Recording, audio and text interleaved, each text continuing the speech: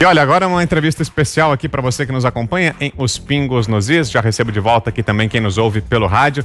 Conversa conosco aqui a partir de agora a ministra da Mulher, da Família e dos Direitos Humanos, Damares Alves, a quem eu cumprimento aqui.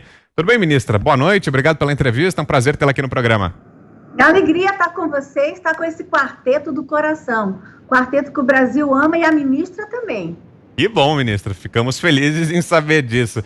Deixa eu fazer a primeira pergunta aqui, ministra. É o seguinte, nos últimos dias aí surgiram informações de que o nome da senhora poderia ser o da futura ministra do Supremo Tribunal Federal. O presidente Jair Bolsonaro vai indicar em novembro um novo ministro ao STF e surgiu a especulação de que o nome da senhora estaria ali sendo estudado pelo presidente Bolsonaro. O que a senhora pensa a respeito disso? Nós fizemos aqui no programa uma enquete no nosso canal do YouTube e a senhora foi a mais votada, foi a campeã da enquete.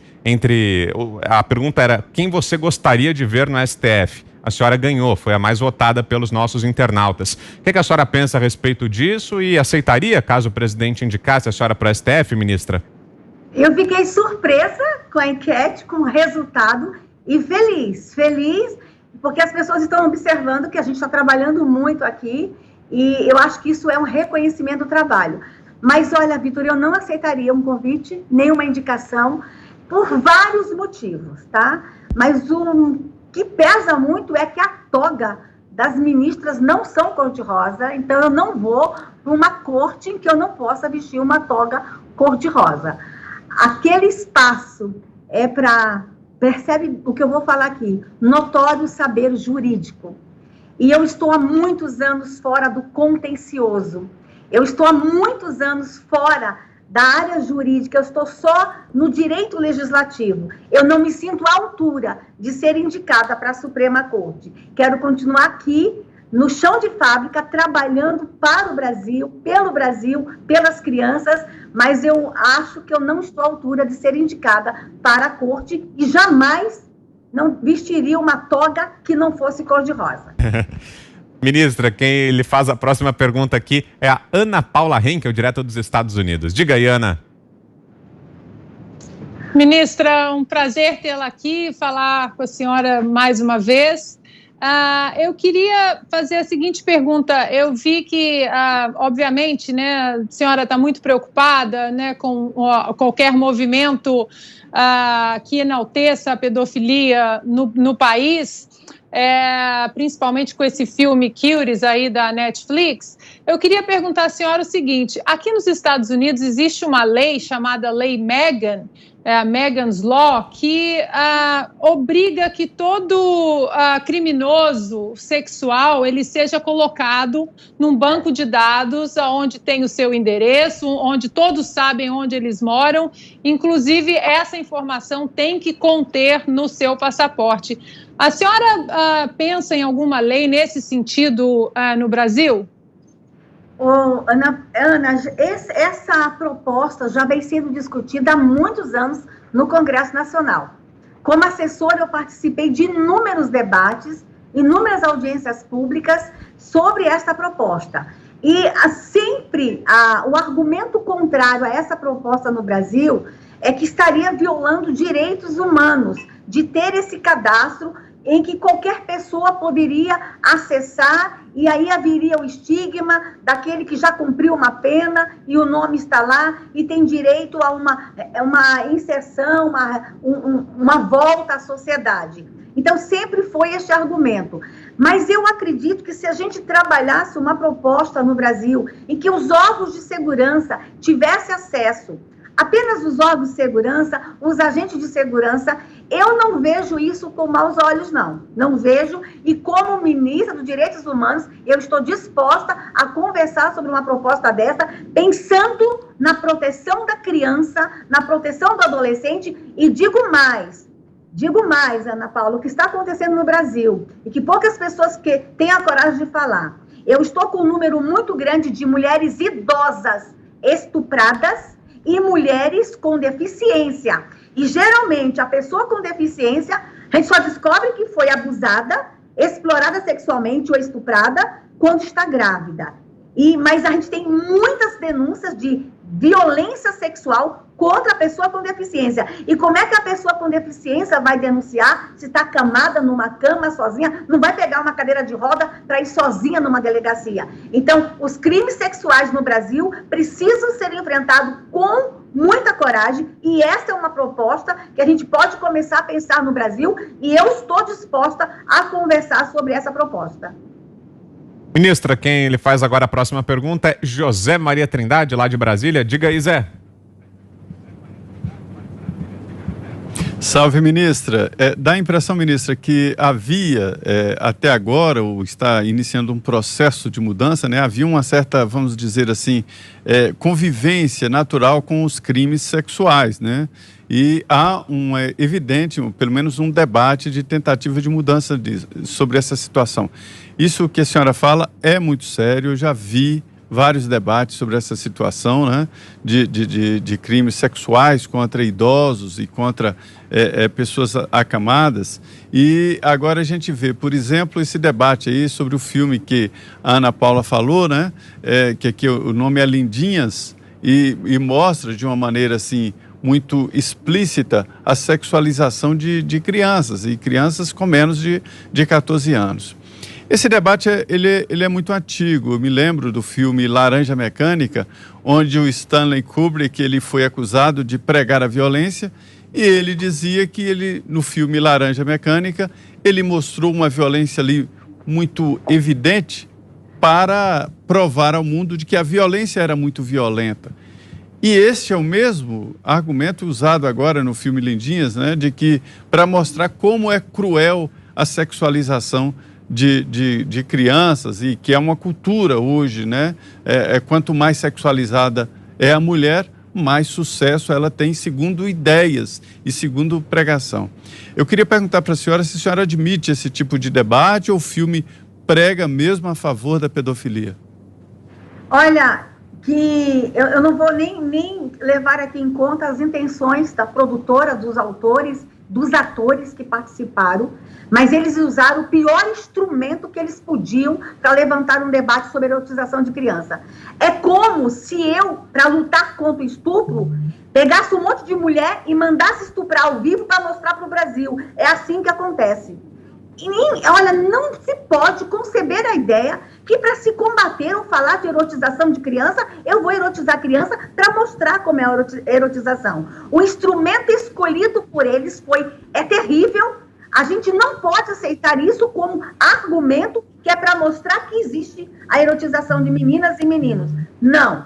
Mas eu queria dizer, José Maria, que essa discussão em torno desse filme levantou a sociedade, e eu estou achando isso muito positivo, porque há 15, 20 anos atrás, nós, brasileiros, protagonizamos cenas tão terríveis quanto esta do filme, inclusive em TV aberta. Vamos lembrar aqui dos concursos na boquinha da garrafa, dos concursos para escolher as dançarinas de grupos como Mini-chan.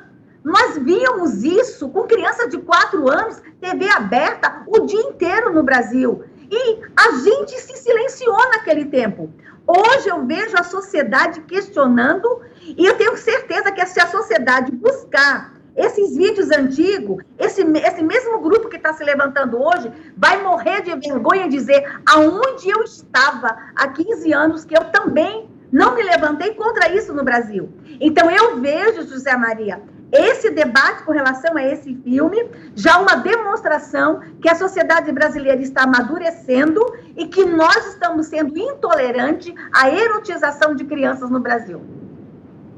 Ministra, a próxima pergunta é de Guilherme Fiuza. Por favor, Fiuza. Pois é, ministra, como a senhora acaba de dizer muito bem, o debate é muito esclarecedor, né, e ele se dá no ambiente de liberdade. A pergunta é se não é melhor buscar a crítica, né, pela via do esclarecimento do que pela via da tentativa de embargo.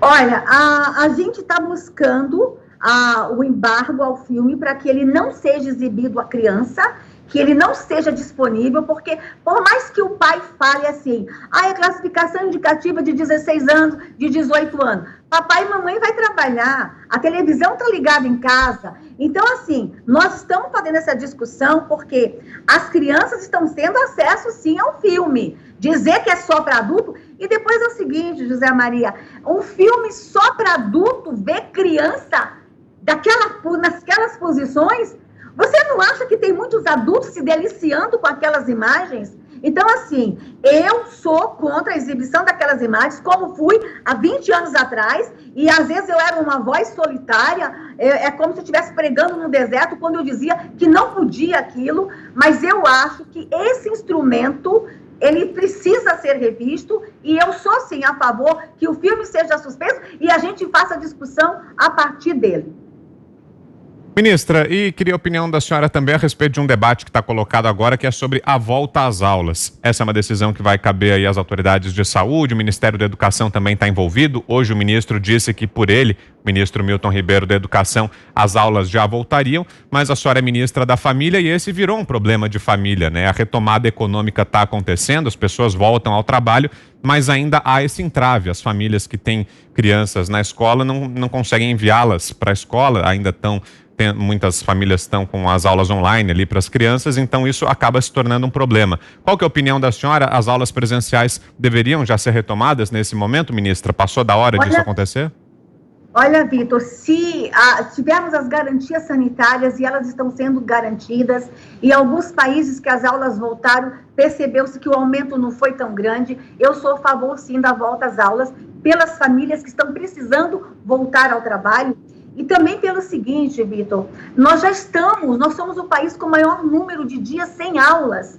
Nós vamos ter aí um prejuízo para gerações. Deixa eu dar um exemplo, Vitor, que é tão pequenininho esse exemplo, mas para que as pessoas entendam. É possível mesmo alfabetizar uma criança online? Deixa eu dar um exemplo do número 9. Eu fui alfabetizadora, eu trabalhei com criança. A professora está ensinando as crianças a fazer o número 9... E isso é um processo que envolve um processo cognitivo. Nós estamos vendo crianças aprender o número 9 de baixo para cima. E quando você aprende, é para a vida inteira. Nós temos pessoas hoje que ainda trocam P por B, M por N. Foi problemas lá atrás na alfabetização.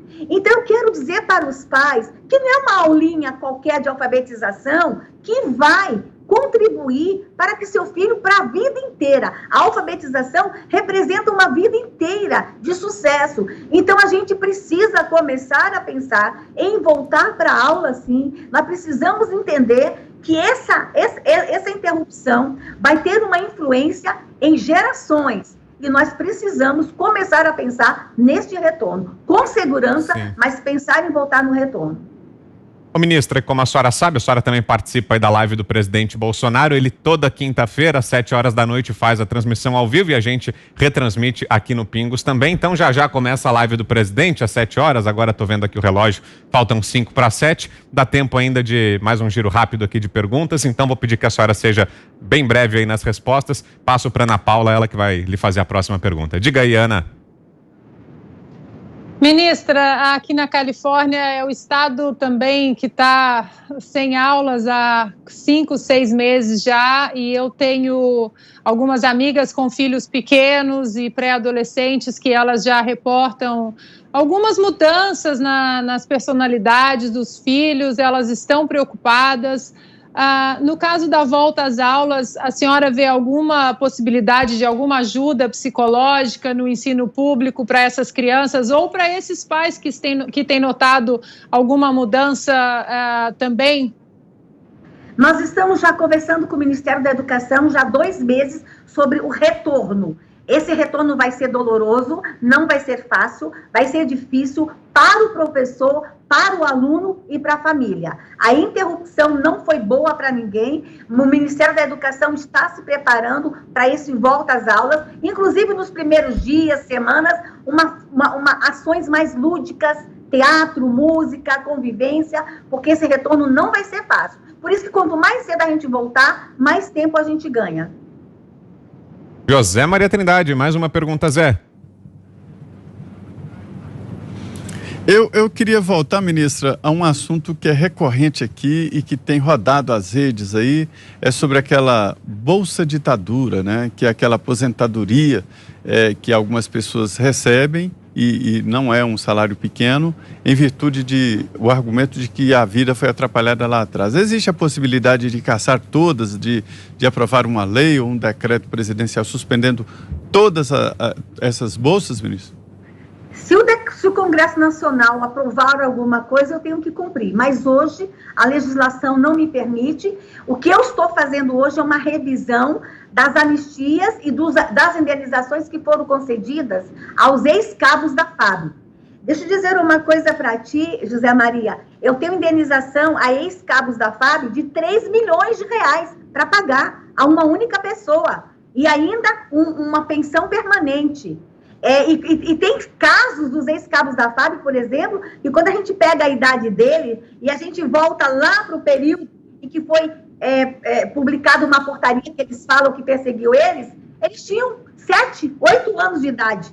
Então, assim, eu estou revendo por força de uma decisão do STF as anistias e as pensões concedidas aos ex-cabos da FAB. Mas aos demais eu tenho que cumprir a lei. Mas estou sendo rigorosa nos requerimentos que estão aqui para eu analisar. Não estou concedendo assim por qualquer coisa, não. Estão até brigando comigo que eu estou cortando tudo, mas estou sendo rigorosa na análise.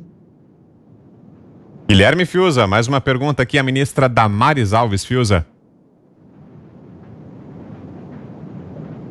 Ministra Damares, sobre essa questão de novo da volta às aulas, a gente ouve, a população é receosa com todo o direito, mas a gente ouve algumas premissas assim de que, bom, as crianças e adolescentes não são do grupo mais vulnerável, mas podem, na volta à casa, com a convivência de pessoas ou idosas ou vulneráveis, contaminar as outras pessoas. A senhora não acha que falta um esclarecimento maior, eu não sei se da parte do poder público, para que haja uma campanha deste isolamento dentro das famílias? A impressão que se tem no debate é que não se pode discutir, que é um tabu discutir essa inteligência do isolamento dentro das famílias e, por conta de um grupo que pode ser contaminado, você proíbe praticamente a sociedade toda de conviver.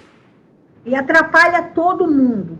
A não volta às aulas não está atrapalhando só a criança, é tudo, é todo o sistema, inclusive a volta ao trabalho. Eu acho que sim, é possível fazer essa discussão sem tabus, sem colocar peneiras no sol, é possível, e eu acredito que a família brasileira, inclusive, está madura para fazer essa discussão. Eu tenho certeza que é possível, e eu estou, como ministra da Família, disposta a conduzir essa discussão. Ministra, e mais uma pergunta. Recentemente, no julgamento no Supremo Tribunal Federal, o ministro Luiz Roberto Barroso disse que havia uma inação do governo federal na proteção das terras indígenas, das invasões de terras indígenas. O que a senhora pode nos dizer a respeito disso? O que é que tem sido feito? E concorda com essa crítica de inação do governo federal? De jeito nenhum. E essa decisão é com relação ao combate à pandemia e com relação ao cuidado dos nossos indígenas durante o tempo de Covid.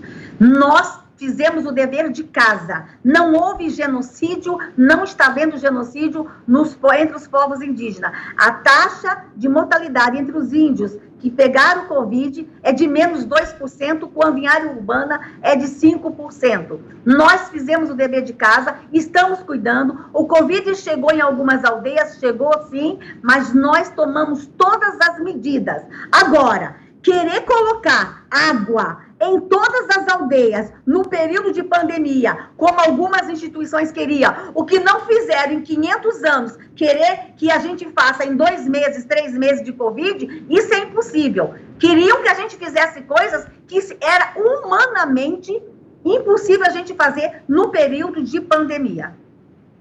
Perfeito, agradeço aqui então a ministra Damares Alves, ministra da Mulher, da Família e dos Direitos Humanos, esteve com a gente aqui em entrevista exclusiva aos Pingos nos Is. Obrigado, ministra, pela participação, pela conversa, boa noite. Obrigada.